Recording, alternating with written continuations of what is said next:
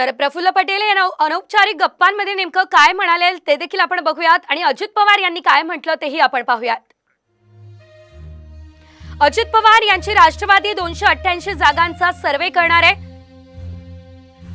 2019 मध्ये राष्ट्रवादीने जिंकलेल्या 54 जागा राष्ट्रवादीकडेच असणार आहेत।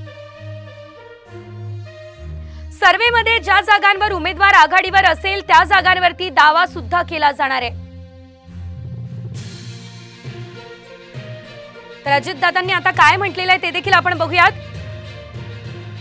आमदार परत गेले तर नव्यांना संधी देऊ, दुसरी माणसं आम्ही तयार करू, आमच्याकडे अनेक नवीन उमेदवार आहेत।